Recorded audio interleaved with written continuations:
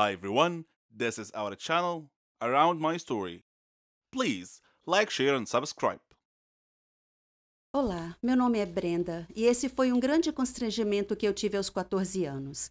Antes de eu te contar a minha história, deixa eu destacar alguns pontos. Toda experiência adolescente tem uma certa dose de ansiedade. É uma reação normal ao estresse e às vezes ajuda a lidar com situações angustiantes. Para muitos adolescentes, coisas como falar em público, provas ou mesmo sair para um encontro podem causar sentimentos de ansiedade. Para outros, a ansiedade pode ir além desses sintomas típicos e afetar negativamente relações de amizade, participação em atividades e até mesmo a escola. É por isso que dizem que adolescente não é coisa de Deus. Ok, essa foi apenas uma piada inocente, mas é assim mesmo.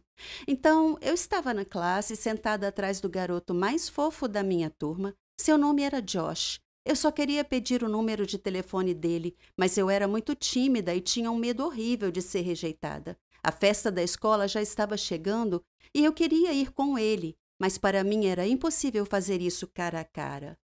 Tentei superar a ansiedade e me convenci a ir em frente.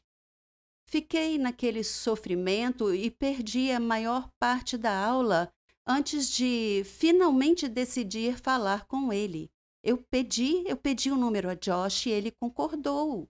Ele pegou meu celular, digitou seu número e o entregou de volta. Me senti aliviada. Finalmente consegui o número. Na verdade, eu estava errada. Não havia razão para estar ansiosa. Na minha cabeça, isso era maior do que a realidade. Foi bom perceber que não havia por que estar ansiosa. Eu fiquei por nada, só para enfrentar e conseguir o número. Cheguei em casa mais tarde aquele dia e estava tão empolgada em ligar ou mandar uma mensagem para Josh. Como sou socialmente estranha, decidi enviar a mensagem, mas ela não foi entregue. Chequei o número e vi que havia os dígitos 190, o que indicava que ele tinha me passado o número errado. Talvez ele quisesse me evitar. De repente percebi que havia agido de forma estranha com ele. Eu nunca tinha interagido com ele antes de pedir o número. Não existia relacionamento entre nós. Então foi muito estranho. Eu bati nos ombros dele durante a aula e pedi o número. Não houve nada sutil ou mesmo normal sobre como eu agi. Não foi nada ofensivo, mas foi estranho. Socialmente inapropriado, além disso, condenado ao fracasso. O encontro foi doloroso, mas acho que aprendi algumas lições sobre como socializar adequadamente. Eu também aprendi que é super fácil não entender os sinais que as outras pessoas dão quando estão ansiosas. Você está tão absorvido em si mesmo que não percebe as dicas. Olhando para trás, ele estava muito desconfortável com o meu pedido e deixou isso claro ao não sorrir e ao hesitar em concordar em digitar o número. Se eu tivesse saído da minha cabeça e prestado atenção, poderia ter percebido como ele estava agindo e como isso refletiria o que ele sentia por mim e por nossa interação. Isso me faz questionar o que é mais fácil, ter ansiedade funcional ou ficar presa em sua própria concha, paralisada por ansiedade. Pode ser o menor dos males, mas para mim essa experiência se transformou em um propósito e aumentou minha autoconfiança. Vejo isso como um passo, mas melhorar a autoestima e o valor próprio fará com que você funcione bem, sem ansiedade. E esse é o fim da história. Mas quer saber? Escreva seu próprio roteiro. Você não pode continuar se outra pessoa estiver escrevendo o seu roteiro. Muitas crianças na escola se sentiam do mesmo jeito, elas não se sentiam bem. E eu não sabia por quê. As crianças vão se relacionar e isso é tão assustador que torna a ansiedade pior. É preciso saber que isso é normal e que não tem como saber a não ser que você vá. Sim, superar a ansiedade não é tão fácil. Vencer o que eu chamo medo da vida me custou anos e eu aprendi da pior maneira. E agora, a piada sobre não ser de Deus faz sentido? Uma coisa legal sobre o sucesso é ver todos seus amigos e família tão orgulhosos de você e suas conquistas. Esse respeito mútuo e apreciação é sobre o que a amizade significa. Minha história é sobre sucesso e amizade também, quando dois amigos se tornam incompatíveis e não mais uma mão na outra. Meu nome é Cherry e eu tenho 21 anos de idade. Eu tinha uma amiga que se chamava Margot. Ela não era apenas minha amiga, era minha melhor amiga, minha irmã. Ela significava o mundo para mim. Nós éramos parecidas em tantos jeitos, até mesmo em nossos hobbies e nossos sonhos. Depois da morte de meu pai, minha mãe e eu nos mudamos para a vizinhança de Margot, já que a mãe dela era a melhor amiga de minha mãe. Eu tinha apenas 3 anos nessa altura, então Margot e eu praticamente crescemos juntas. Na escola, nós partilhávamos das mesmas aulas, estudávamos juntas e até mesmo éramos parceiras de laboratório. Ela e eu sonhávamos em ser farmacêuticas. Eu tive muita dificuldade no ensino médio, mas consegui terminar com o suporte de Margot em seu encorajamento. Eu não tive muita liberdade e independência como ela tinha, porque minha mãe era super protetora. Foi nesse ponto que minha história realmente começa. Quando eu decidi começar a faculdade de farmácia, Margot me perguntou por que eu escolhi esse curso. E eu disse a ela que meu pai morreu de uma doença maléfica que não tinha cura. Então, era meu sonho achar a cura para essa doença e salvar vidas. Eu estudei muito e concluí com sucesso minha faculdade de farmácia. Margot estava muito feliz por mim e ela prometeu me manter focada na descoberta para a cura da doença fatal que meu pai teve que eu procurei tão apaixonadamente. Eu pedi a ela para estar ao meu lado o tempo todo e ela estava feliz de fazer isso. A faculdade de farmácia era internacional, fora do meu país. Eu seria independente e livre do controle excessivo da minha mãe. Francamente, eu busquei por isso. Margot e eu encontramos um lugar para ficar próximo à faculdade. Um jovem albergue ou um grupo de garotas de diferentes países. Diferente de mim, Margot teve a habilidade de fazer facilmente amizade com elas. Nossos estudos não eram fáceis no começo, mas nós trabalhamos muito. Eu estava tão animada em me aprofundar na minha pesquisa e em aprender o máximo que conseguisse. Eu perguntei aos instrutores e médicos constantemente para expandir o meu conhecimento. Esse era o meu conheço e Margot me acompanhou durante todo o tempo. Eventualmente, nós graduamos na faculdade e começamos a nossa carreira. Eu comecei em uma companhia farmacêutica, enquanto ela começou em outra. Nós éramos agora, de algum jeito, competidoras. No preparo para minha pesquisa privada, eu aluguei um flat próximo à minha empresa. Margot fez o mesmo, próximo à empresa dela. Ela estava sempre me perguntando como minha pesquisa estava indo. Ela sabia que eu estava tentando desenvolver um antibiótico para curar a doença do meu pai, mas não era fácil, porque a imunidade do corpo humano atacava os antibióticos e destruía antes que pudesse destruir as células da doença. Eu tinha descoberto uma substância neutra que o sistema autoimune não iria atacar, então a droga poderia penetrar no corpo longe o suficiente para encontrar e destruir as células da doença via interações químicas. Minha primeira pesquisa foi rejeitada, mas eu continuei tentando, e em cada tentativa eu descobri algo novo. Durante esse tempo, Margot também estava ocupada com seu trabalho. Um dia, ela me ligou. Ela estava chorando porque havia sido demitida de seu trabalho. Eles a acusaram de ter roubado uma pesquisa importante. Eu lhe disse que ela era tão profissional no seu trabalho que ela não deveria ficar triste, que deveria tentar um emprego na minha empresa. Eu disse a ela que eu a recomendaria para o meu coordenador. Ela me abraçou e me agradeceu demais e falou: "Você é realmente a melhor amiga de sempre, Cherry." No dia seguinte, eu disse ao meu coordenador sobre Margot e lhe disse que ela estava à procura de um emprego e estava aguardando do lado de fora. Ele a entrevistou e lhe deu um trabalho. Eu estava tão feliz agora que ela e eu trabalhávamos na mesma empresa. Margot continuou perguntando sobre minha pesquisa. Eu dava ocasionais atualizações. Eu estava hesitante para lhe dizer muito, mas novamente, ela era minha melhor amiga, além de tudo, então eu a convidei para minha casa para falar sobre minha pesquisa. Margot não ficou tão feliz como eu achei que ela estaria em ouvir sobre o meu projeto, mas eu imaginei que fosse porque ela foi despedida recentemente. Minha pesquisa pessoal tomou meu tempo completamente. Era até mais importante que o meu trabalho. Um dia, quando apareci no trabalho, meu chefe falou que eles não precisavam mais de mim e eu estava livre para ir embora. Demitida. Eu estava chocada e perguntei por quê. Ele disse que eu estava gastando muito tempo em casa realizando a minha pesquisa e pouco tempo no trabalho. Disse que tinha enviado muitas cartas para minha casa dizendo que deveria voltar ao trabalho e eu não havia respondido a ele e que falhei para voltar ao trabalho. Ele disse que minha colega de casa, Margot, havia recebido as cartas no meu lugar e havia prometido entregá-las a mim. Eu estava em choque. Eu lhe disse que ela nunca havia dito nada. Voltando a casa, eu confrontei Margot e perguntei por que ela não me entregou as cartas do meu chefe, como ela havia prometido a ele que faria. Ela agiu com justificativa e disse que ela havia recebido as cartas, mas andava tão ocupada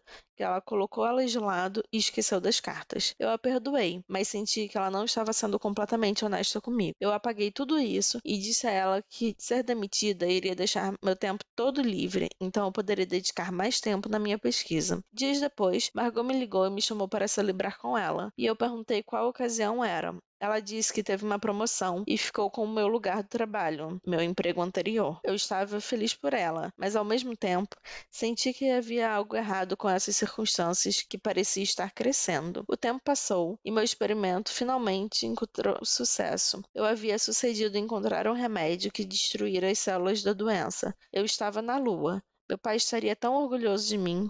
Eu liguei para Margot e disse sobre a minha descoberta. Ela disse: "Oh, Cherry, você conseguiu, você descobriu a cura." Eu lhe disse que planejava apresentar minha descoberta para outra companhia farmacêutica em breve, uma melhor que a minha empresa anterior, que havia me demitido. Ela agiu feliz por mim, mas havia ficado um estranho olhar em seu rosto. Eu me senti com sono e disse boa noite. Ela disse que ficaria mais um pouco, então eu apenas fui dormir. Quando acordei na manhã seguinte, eu encontrei minha área de pesquisa em uma confusão. E meus dados de pesquisa haviam desaparecido. Eu acordei Margot e disse a ela que alguém havia roubado minha pesquisa na noite anterior. Ela disse: "Isso não é possível. Quem mais sabia da sua pesquisa além de você e eu?" Eu disse: "Talvez fosse meu gerente anterior. E talvez ele tinha, de algum jeito, adivinhado que eu tinha feito um avanço. Não sei." Eu chamei a polícia e reportei a entrada do roubo dos dados da minha pesquisa, mas eles não puderam achar qualquer evidência sobre quem poderia ser o culpado. Eu voltei para o país desapontada e abatida. Consegui um novo trabalho em uma empresa próxima à minha casa. Muitos meses haviam se passado. Eu não tinha mais contato com Margot. Nós acabamos perdendo contato em algum lugar com o tempo. Então, um dia, minha mãe estava assistindo TV, quando ela de repente viu um programa que ia discutir uma nova droga para tratamento da maléfica doença que meu pai teve. Eles iam entrevistar o responsável por essa cura milagrosa. Sentei-me encantada. Eu tinha que assistir. Quando o entrevistador apresentou o convidado, era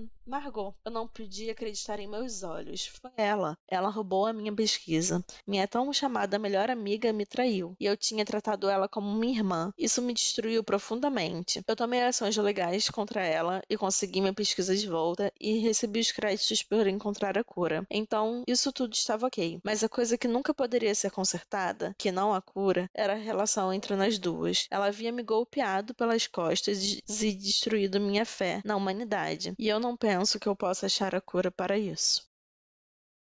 Quase toda garota sonha em ser uma princesa da Disney. Ser como Cinderela que se casa com um príncipe ou Branca de Neve, a mais bela de todas.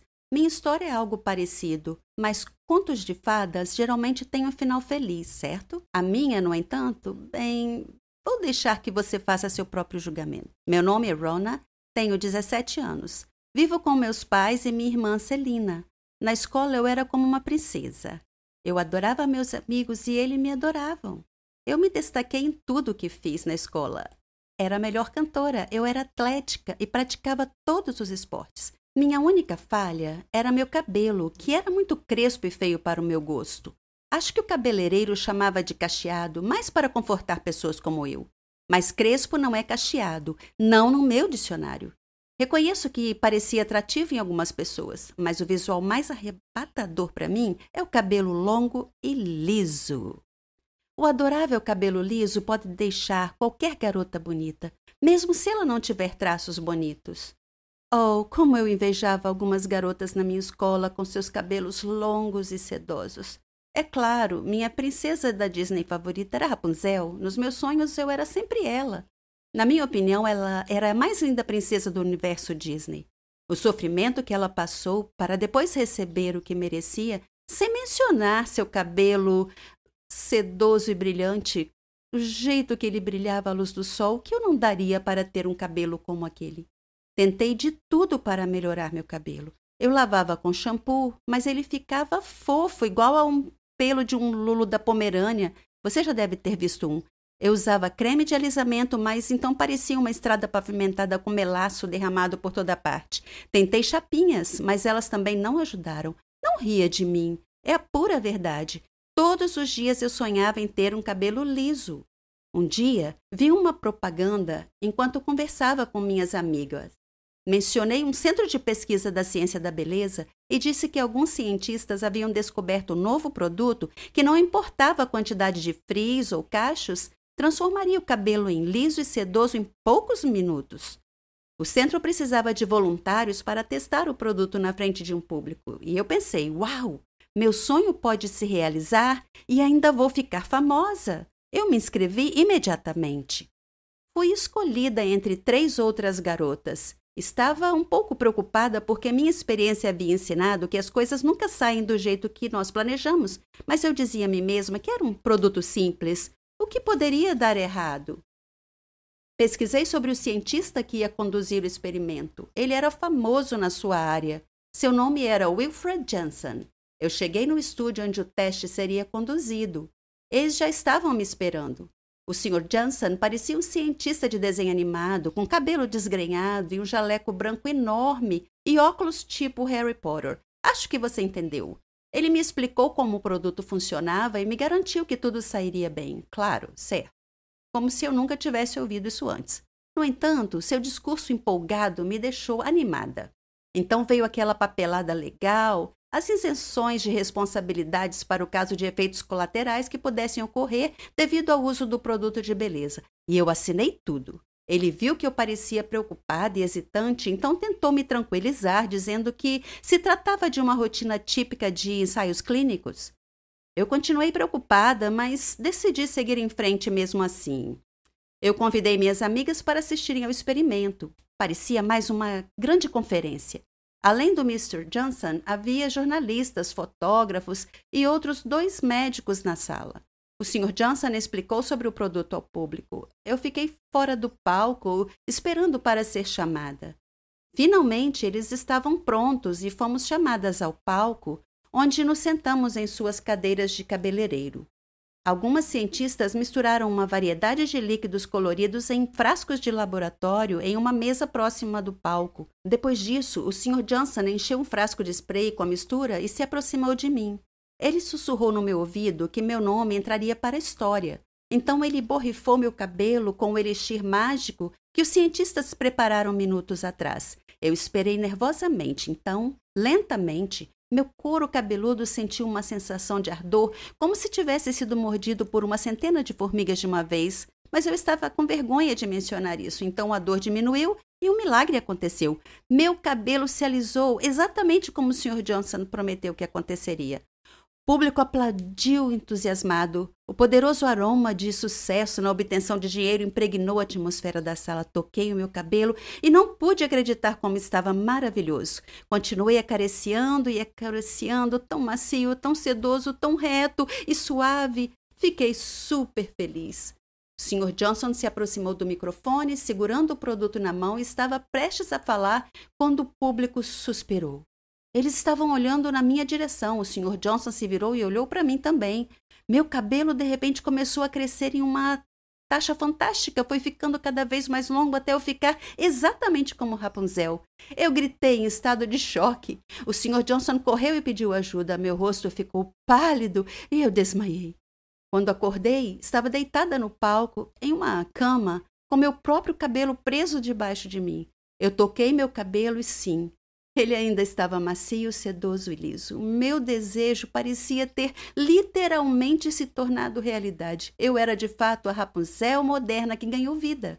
É por isso que eu queria compartilhar minha história com você hoje. Cuidado com o que deseja, porque pode acontecer de verdade. Se olhares à tua volta para tudo o que tens, família, amigos, trabalho, todas estas coisas podem ser consideradas bênçãos de Deus, especialmente se tiveres muito sucesso em todos os aspectos da tua vida. Deves ser muito grato e apreciar todas estas dádivas, porque se as tomares como garantidas e depois as perderes, irás arrepender-te profundamente. Acredita em mim, eu sei. E eu sei porque passei por isso. O meu nome é Chris. Tenho 39 anos e sou pivô de notícias num canal de televisão.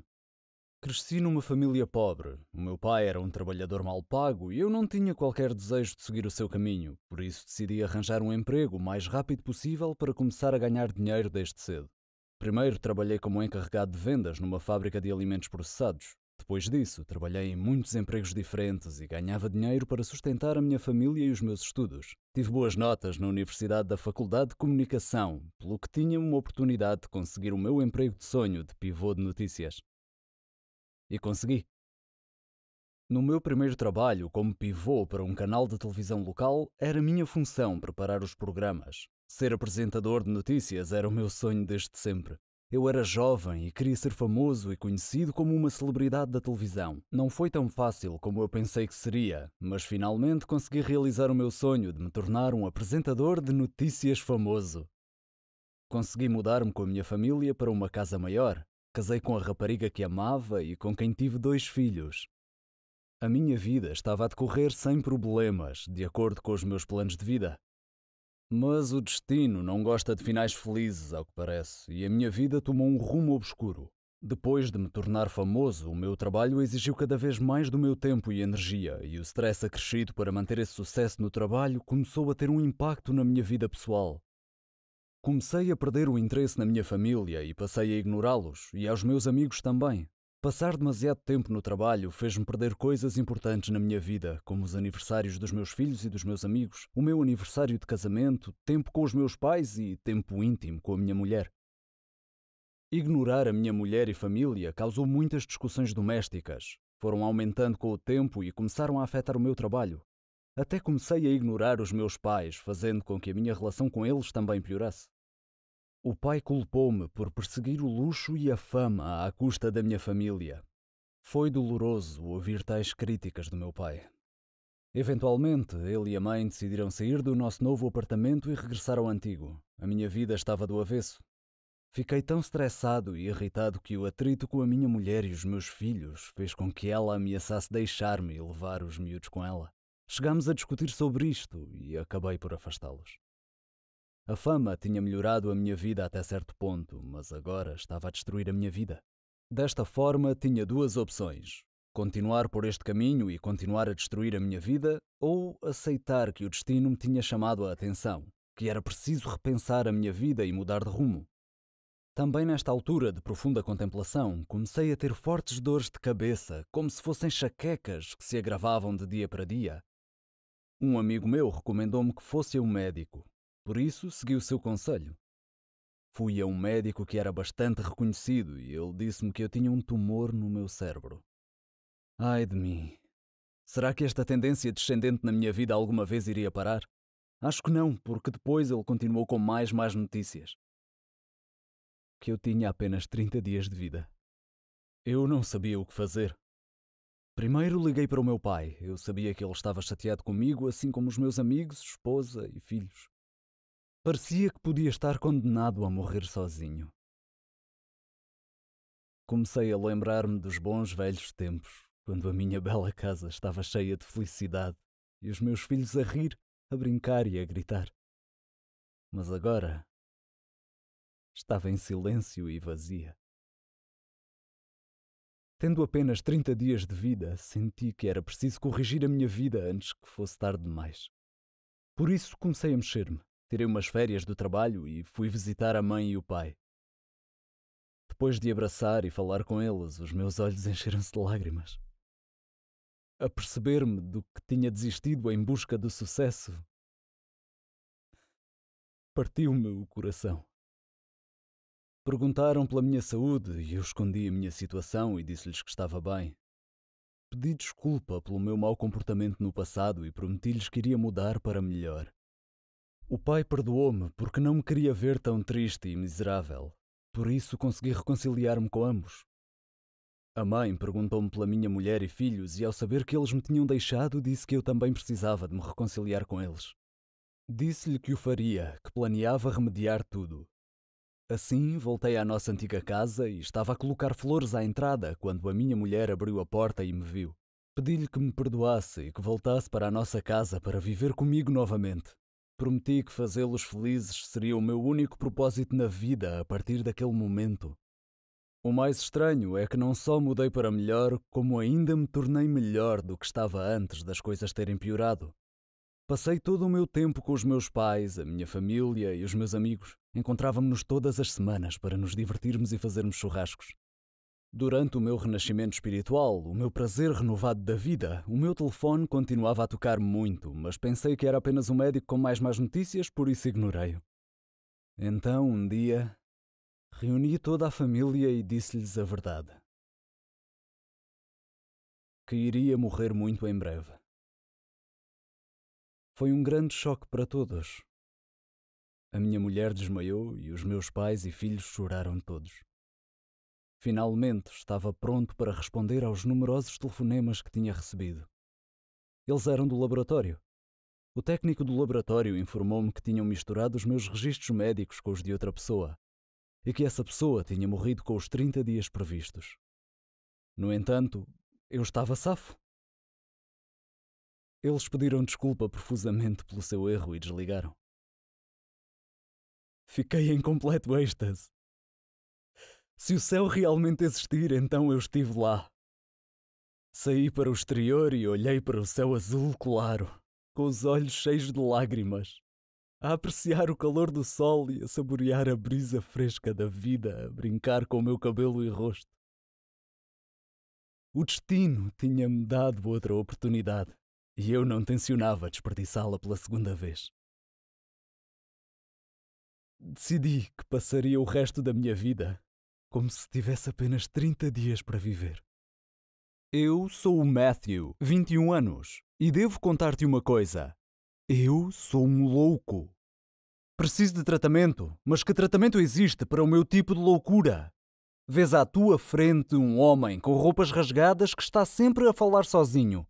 Eu era médico, mas deixei a medicina para me dedicar à aromatologia. Se por acaso te questionas, a aromatologia é o estudo das fragrâncias, tais como os perfumes das flores e como afetam as pessoas. Deixa-me contar-te a minha história.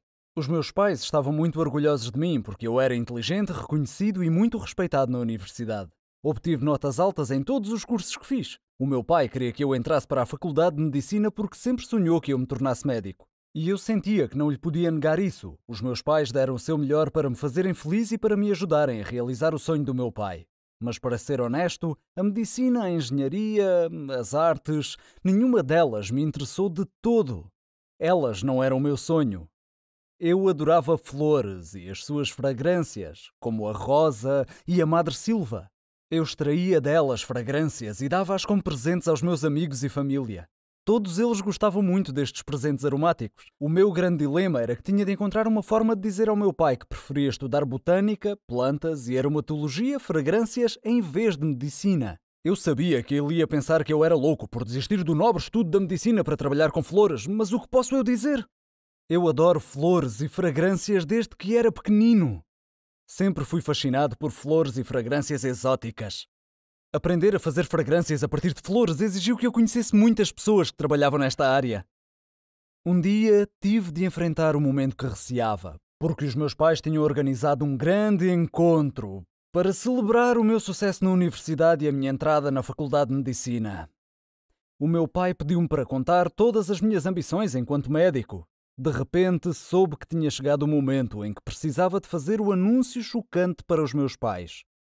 Disse aos presentes que tinha decidido que ser médico não era para mim e que ia mudar a minha área de estudo. O meu pai olhou para mim com um olhar espantado e depois começou a rir. Pensava que estava a brincar. Depois dirigi-me para eles e disse: "Pai, não estou a brincar, estou a falar a sério. Quero estudar flores e fragrâncias semelhantes aos presentes que já vos dei antes."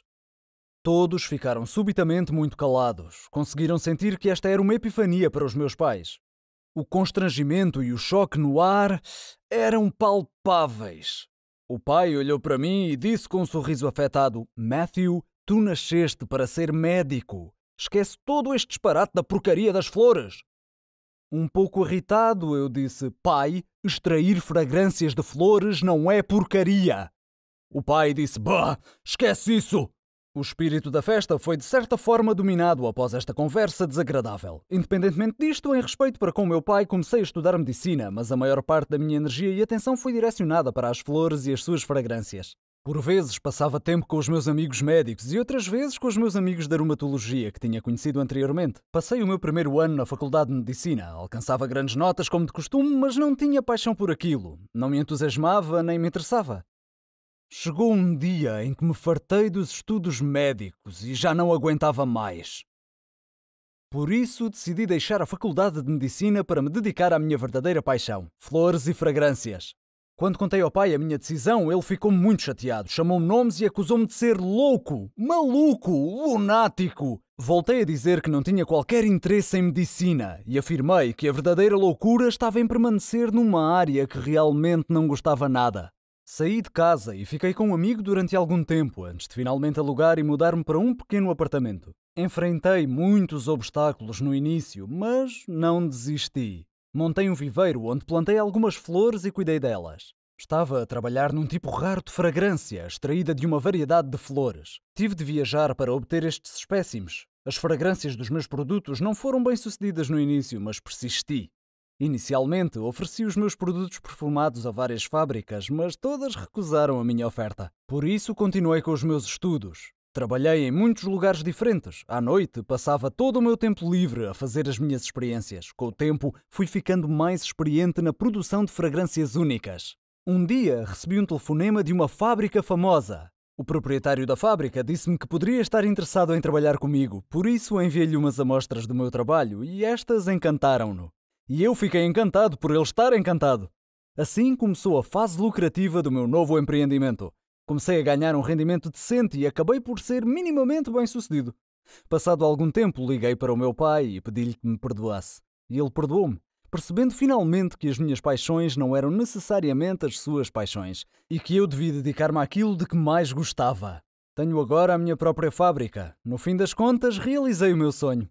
O meu conselho para ti é que nunca desistas de ires atrás dos teus sonhos. Com persistência, serás um dia bem-sucedido. O que dizes? Fui um louco por desistir da medicina e estudar aromatologia? Fui um louco por desistir da medicina e estudar aromatologia? Madrasta. Título intrigante, não é? Confesso, não esperava ser mãe tão jovem, mas muitas vezes as circunstâncias determinam o caminho que devemos seguir. A minha mãe foi a razão pela qual fiz esta escolha, mas, por favor, espera até ao fim. Espera até ouvir a minha história. O meu nome é Rita, tenho 17 anos. E era feliz a viver com a minha família. Meu pai era médico, a minha mãe era dona de casa e eu tinha 2 irmãs mais novas, Carla e Sara. E morávamos num bairro tranquilo e agradável. A nossa casa sempre foi repleta de alegria e risos. Meu pai era um ótimo pai e a minha mãe era uma mãe fantástica. Tínhamos uma vida estável, até que a minha mãe adoeceu de repente. Ela começou a ter dores de cabeça frequentes. Meu pai levou a um neurologista e ele disse que a situação era grave, que ela precisava de uma cirurgia urgente. Nossa vida foi subitamente virada de cabeça para baixo. Ficamos tristes e deprimidos. Nenhum de nós falou muito. Meu pai sempre tentava consolar a minha mãe, mas sempre que estava sozinho, chorava tal como nós. A nossa vida tornou-se sombria. O médico marcou uma data para a cirurgia, e quanto mais se aproximava a data, mais ansiosos ficávamos. Quando o dia finalmente chegou, arrumamos algumas coisas da mãe para levar para o hospital. Parecia ser a última vez que nos veríamos. Tive um mau pressentimento sobre isso. Quando chegamos ao hospital, a minha mãe chamou-me e disse-me: Rita, tens de cuidar do teu pai e das tuas irmãs. De repente entrei em pânico. Mãe, para de falar assim. Disse: vais melhorar e vais voltar para casa. Ela colocou a mão na minha boca e disse: claro que vou, mas precisas de cuidar deles enquanto eu estiver fora. Vais fazer isso por mim? Eu estava a chorar, mas tentei acalmar-me e assenti. Então o médico chamou-a. Ela abraçou todos e depois foi para a sala de operações para a cirurgia. Esperamos do lado de fora da sala, preocupados. Depois de algum tempo, o médico saiu e chamou o meu pai rapidamente. Eu sabia o que tinha acontecido, pela expressão no rosto do médico. Meu pai voltou, depois de alguns minutos, e olhou para nós. Estávamos a chorar e ele abraçou-nos. Nossa vida caiu numa rotina miserável e entediante. Meu pai e as minhas irmãs estavam sempre tristes e eu esforcei-me ao máximo para tentar cuidar deles. Um dia, meu pai chamou-me e disse: sabes o quanto te amo, todas vocês, mas às vezes temos que tomar decisões difíceis. Eu não gostei do tom daquilo. Ele disse: vou ter de me casar novamente. Dei 2 passos atrás e disse: casar de novo? Mas porquê?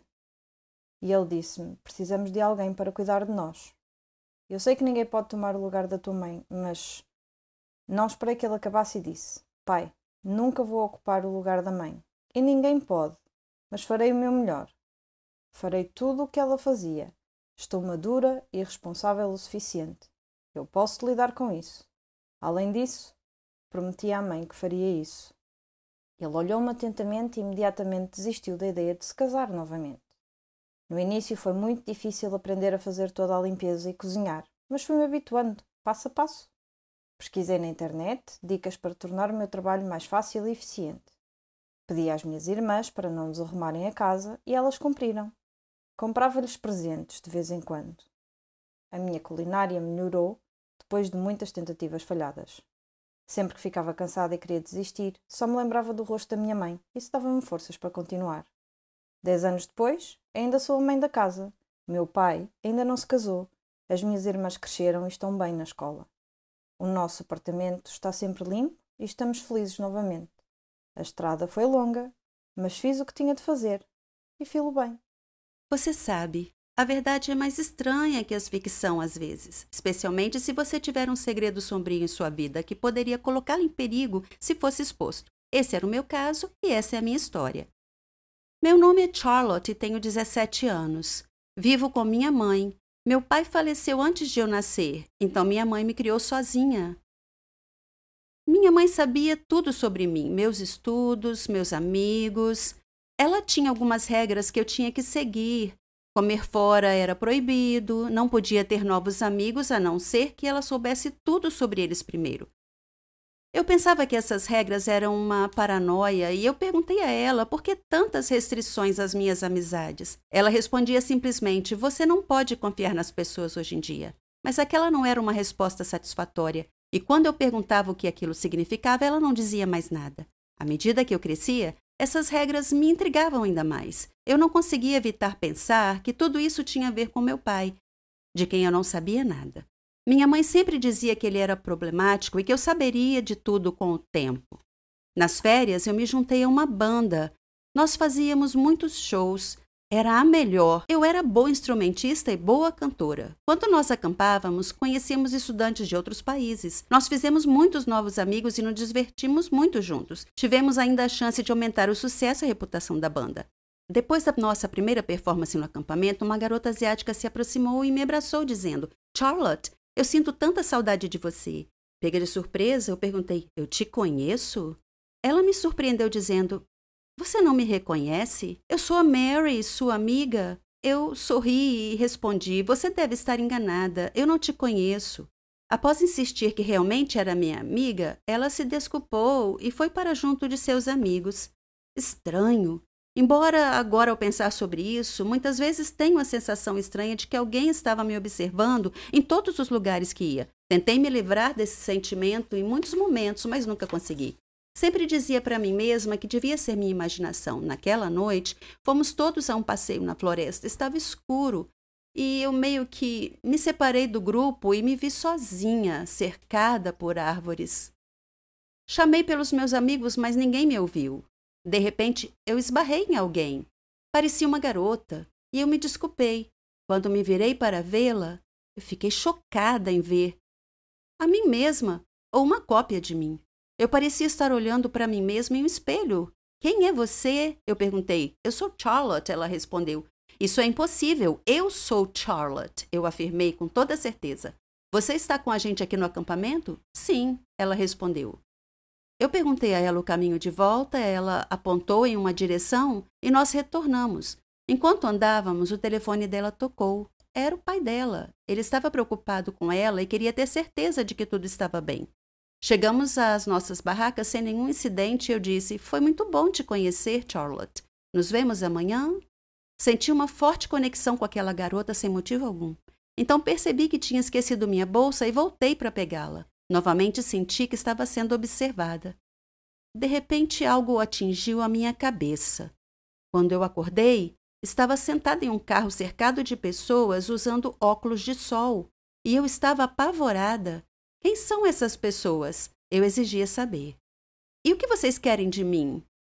Um homem disse que meu pai era a razão de eu ter sido sequestrada. Quando eu disse que meu pai tinha morrido há muito tempo, ele riu. Então ele espirrou alguma coisa no meu rosto e eu perdi a consciência. Quando mais tarde eu acordei, a outra Charlotte estava amarrada ao meu lado. Um homem parecia confuso ao dizer 2 de mim e ele perguntou ao seu chefe qual das 2 era a garota que procuravam. De repente ouvi alguém gritar: parem! Não se mexam! A polícia apareceu dentre as árvores. cercou o carro e prendeu os homens. Depois desamarraram as duas Charlotte. Alguém surgiu parecendo muito preocupado. A outra Charlotte começou a acordar e perguntou onde estava e o que estava acontecendo. Então ela viu seu pai correndo até ela. O pai dela me olhou e perguntou meu nome e o nome da minha mãe.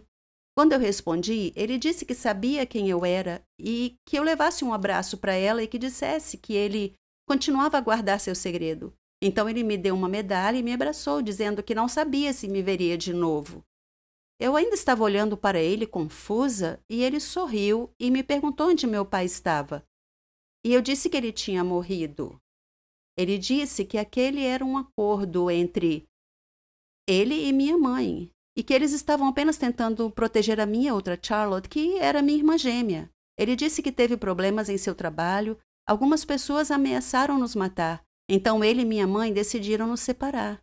Ela ficou com você e eu fiquei com sua irmã gêmea, ele disse. Nós fizemos isso para mantê-las a salvo e eu chamei sua irmã Charlotte exatamente como você. Me senti ainda um pouco esgotada naquele momento. Era absurdo. Eu não conseguia acreditar. De repente, eu ouvi alguém me chamar. Charlotte, acorda! Está na hora da viagem. Você deve ter tido um pesadelo porque você estava gritando. Eu acordei na barraca com uma amiga. Nós saímos da barraca. Eu parei. Bem na minha frente, olhando fixamente nos meus olhos, estava a outra garota, que era a minha imagem no espelho. Meu nome é Ginny, mas podem chamar-me de rapariga má se quiserem. É assim que as crianças da vizinhança me chamam. Tenho uma longa história para lhe contar. Eu era a mais velha de 5 irmãos. A minha mãe morreu de doença e o meu pai ficou paralisado no acidente de viação. Ele não conseguia andar e precisava usar uma cadeira de rodas. Ver os meus irmãos a sofrer de fome e pobreza era uma visão constante em casa. O meu pai estava deprimido. Os nossos vizinhos ajudaram-nos muito, mas eu estava constantemente preocupada com o que aconteceria se eles parassem. Então decidi tentar encontrar um emprego. Eu sabia que não seria fácil, porque tinha apenas 15 anos. Quem iria querer contratar uma jovem de 15 anos? Embora estivesse apreensiva e sem confiança, decidi encontrar um emprego. Fui a muitos sítios, lojas de roupa, floristas, mercearias. A resposta foi a mesma. Não estamos, de momento, a contratar. Um dia, sentindo-me desanimada, caminhava sem rumo, sem destino em mente, quando, de repente, me vi perto de um hospital. Num impulso, entrei. Vi uma enfermeira, mas ela parecia triste demais para falar. Então olhei em volta e encontrei outra enfermeira que parecia um pouco mais gentil.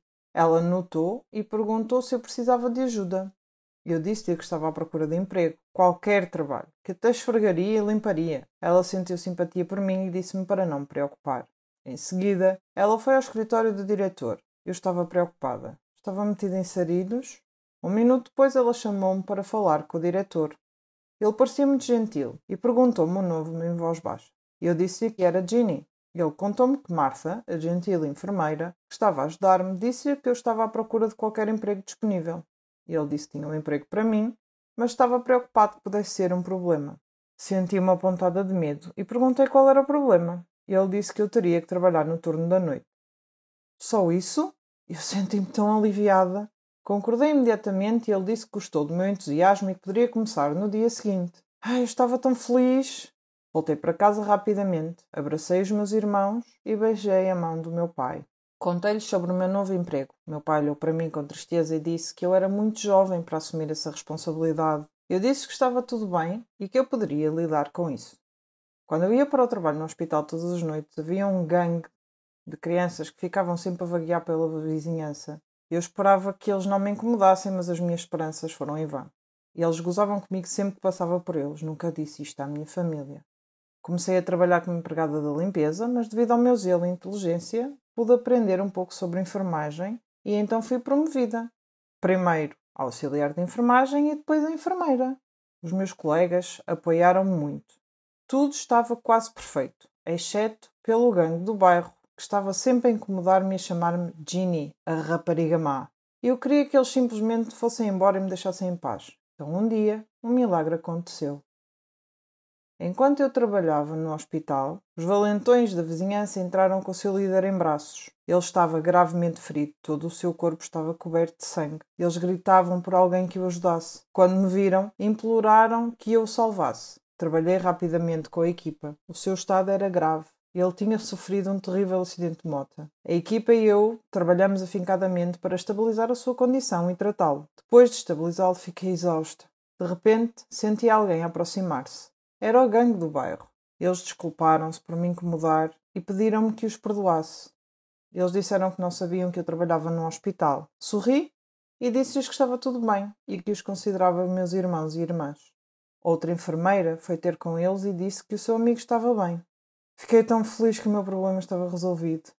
E eles chamaram-me para falar com o seu líder. Ele tinha lágrimas nos olhos e disse-me que lamentava e pediu-me que o perdoasse. Ele foi tão sincero que fiquei comovida. Gentilmente pedi-lhe para ficar quieta e descansar um pouco. Quando estava a ir embora, ele chamou-me e agradeceu-me novamente.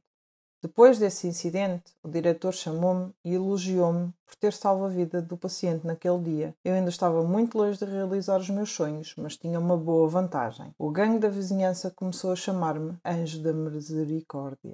Fui amaldiçoada e isso vai assombrar-me para o resto da minha vida. Tudo começou com uma piada, mas algumas piadas têm consequências graves e quando isso acontece, a vida torna-se uma batalha difícil.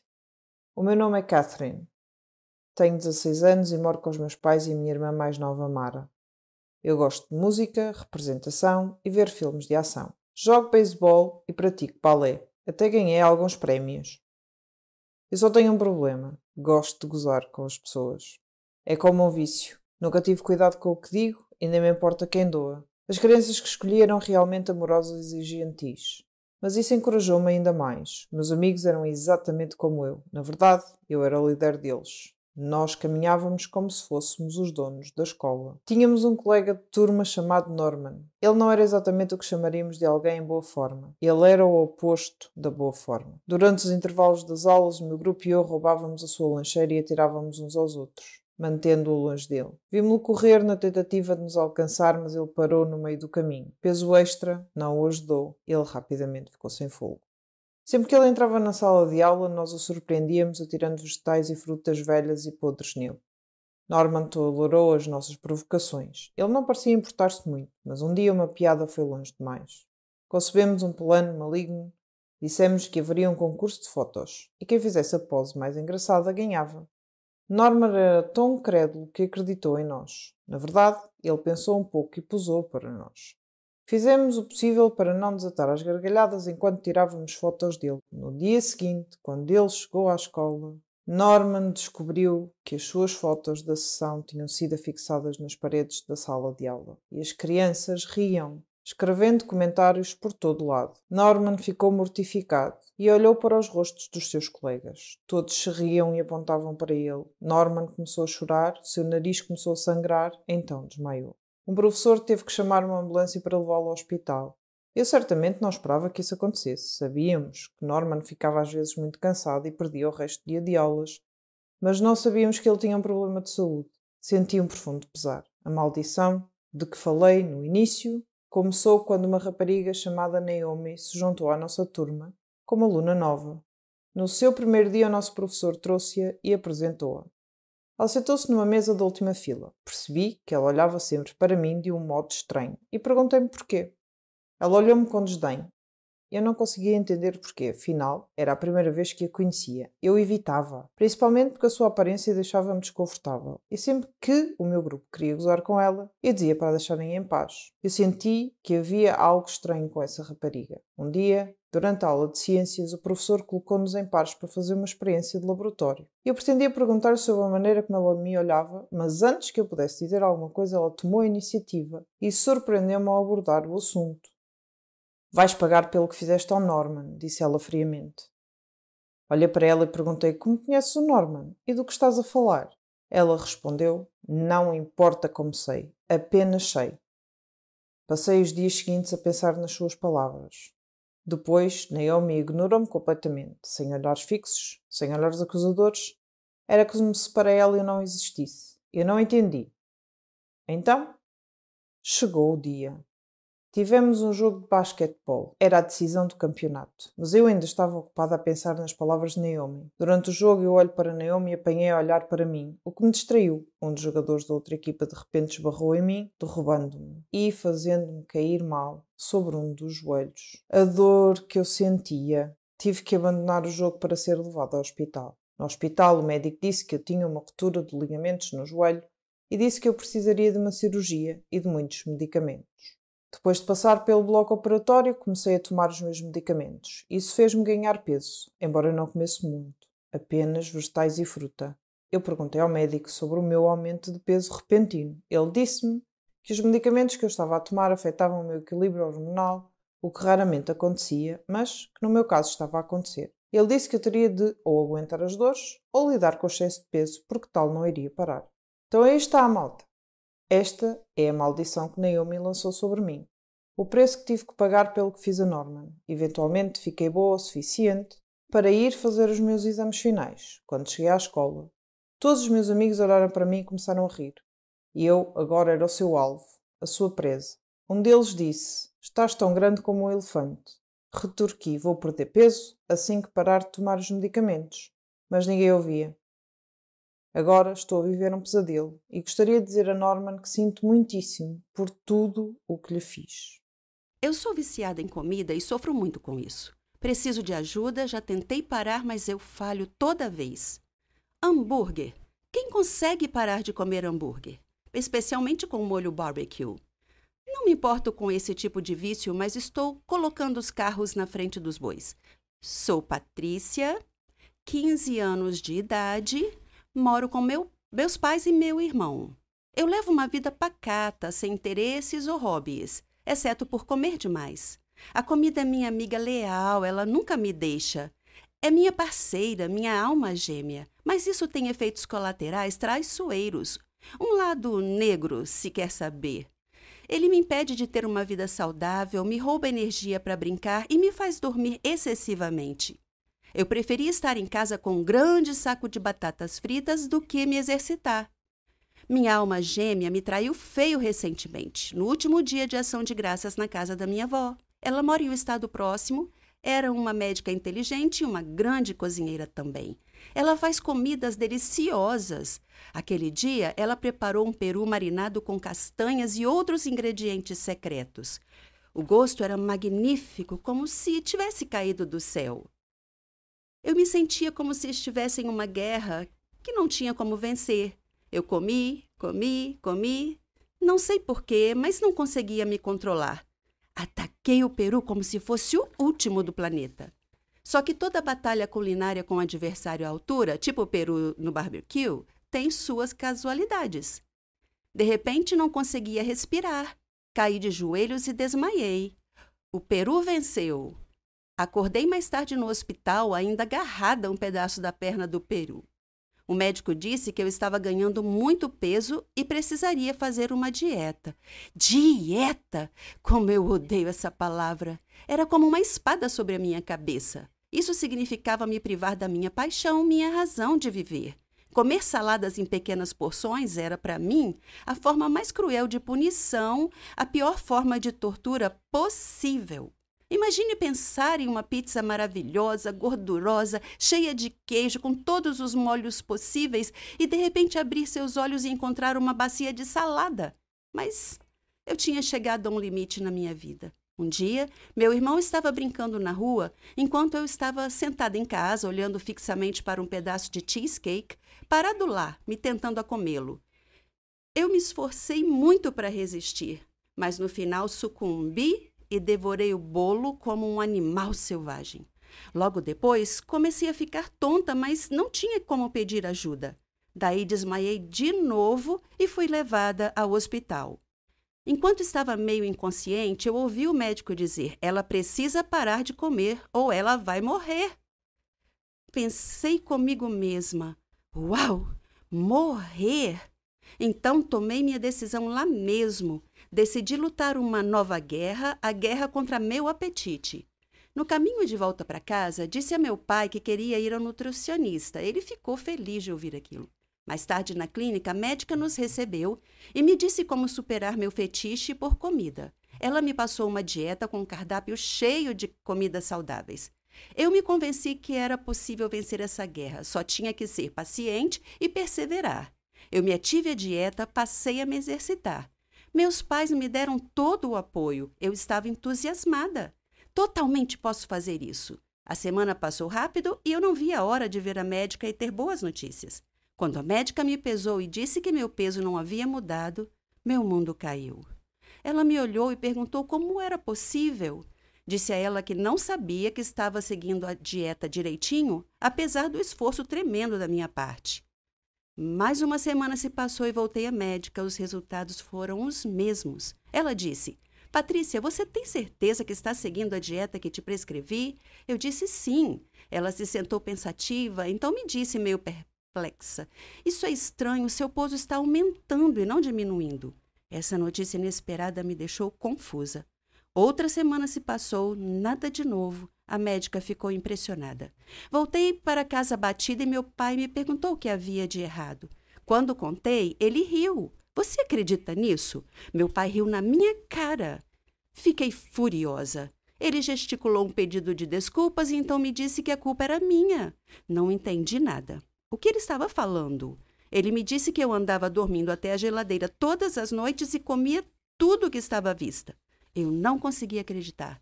E ele disse: para de agir como se você não soubesse disso. Você devia estar acordada. E eu respondi: não, pai, não estou fingindo. Eu realmente não sabia que andava dormindo e comia durante o sono. Com o mistério do aumento do peso resolvido, voltamos à médica com essa nova informação. Ela riu e me disse que a minha disciplina havia negado ao meu corpo a comida que ele ansiava, mas meu cérebro se recusou a cooperar e anulou minha vontade, me levando a comer em um estado subconsciente. Ela me disse para não me preocupar, pois ia cuidar disso. Então, com o auxílio dela, o apoio da minha família, senti que poderia finalmente vencer esta guerra. Olá, meu nome é Brenda e esse foi um grande constrangimento que eu tive aos 14 anos. Antes de eu te contar a minha história, deixa eu destacar alguns pontos. Toda experiência adolescente tem uma certa dose de ansiedade. É uma reação normal ao estresse e às vezes ajuda a lidar com situações angustiantes. Para muitos adolescentes, coisas como falar em público, provas ou mesmo sair para um encontro podem causar sentimentos de ansiedade. Para outros, a ansiedade pode ir além desses sintomas típicos e afetar negativamente relações de amizade, participação em atividades e até mesmo a escola. É por isso que dizem que adolescente não é coisa de Deus. Ok, essa foi apenas uma piada inocente, mas é assim mesmo. Então, eu estava na classe, sentada atrás do garoto mais fofo da minha turma. Seu nome era Josh. Eu só queria pedir o número de telefone dele, mas eu era muito tímida e tinha um medo horrível de ser rejeitada. A festa da escola já estava chegando e eu queria ir com ele, mas para mim era impossível fazer isso cara a cara. Tentei superar a ansiedade e me convenci a ir em frente. Fiquei naquele sofrimento e perdi a maior parte da aula antes de finalmente decidir falar com ele. Eu pedi o número a Josh e ele concordou. Ele pegou meu celular, digitou seu número e o entregou de volta. Me senti aliviada. Finalmente consegui o número. Na verdade, eu estava errada. Não havia razão para estar ansiosa. Na minha cabeça, isso era maior do que a realidade. Foi bom perceber que não havia por que estar ansiosa. Eu fiquei por nada, só para enfrentar e conseguir o número. Cheguei em casa mais tarde aquele dia e estava tão empolgada em ligar ou mandar uma mensagem para Josh. Como sou socialmente estranha, decidi enviar a mensagem, mas ela não foi entregue. Chequei o número e vi que havia os dígitos 190, o que indicava que ele tinha me passado o número errado. Talvez ele quisesse me evitar. De repente percebi que havia agido de forma estranha com ele. Eu nunca tinha interagido com ele antes de pedir o número. Não existia relacionamento entre nós. Então foi muito estranho. Eu bati nos ombros dele durante a aula e pedi o número. Não houve nada sutil ou mesmo normal sobre como eu agi. Não foi nada ofensivo, mas foi estranho. Socialmente inapropriado, além disso, condenado ao fracasso. O encontro foi doloroso, mas acho que aprendi algumas lições sobre como socializar adequadamente. Eu também aprendi que é super fácil não entender os sinais que as outras pessoas dão quando estão ansiosas. Você está tão absorvido em si mesmo que não percebe as dicas. Olhando para trás, ele estava muito desconfortável com o meu pedido e deixou isso claro ao não sorrir e ao hesitar em concordar em digitar o número. Se eu tivesse saído da minha cabeça e prestado atenção, poderia ter percebido como ele estava agindo e como isso refletiria o que ele sentia por mim e por nossa interação. Isso me faz questionar o que é mais fácil, ter ansiedade funcional ou ficar presa em sua própria concha, paralisada por ansiedade. Pode ser o menor dos males, mas para mim essa experiência se transformou em um propósito e aumentou minha autoconfiança. Vejo isso como um passo, mas melhorar a autoestima e o valor próprio fará com que você funcione bem, sem ansiedade. E esse é o fim da história. Mas quer saber? Escreva seu próprio roteiro. Você não pode continuar se outra pessoa estiver escrevendo o seu roteiro. Muitas crianças na escola se sentiam do mesmo jeito, elas não se sentiam bem. E eu não sabia por quê. As crianças vão se relacionar e isso é tão assustador que torna a ansiedade pior. É preciso saber que isso é normal e que não tem como saber a não ser que você vá. Sim, superar a ansiedade não é tão fácil. Vencer o que eu chamo medo da vida me custou anos e eu aprendi da pior maneira. E agora, a piada sobre não ser de Deus faz sentido?